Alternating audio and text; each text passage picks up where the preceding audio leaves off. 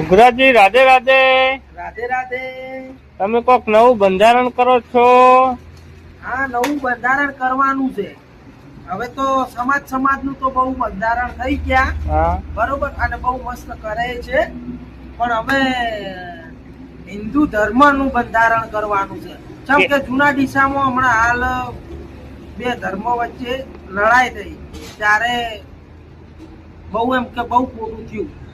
એટલે છે ને હવે હિન્દુ ધર્મ એક કરો, સમાજના ઝઘડા મેલો અને ધર્મ એકતા કરો.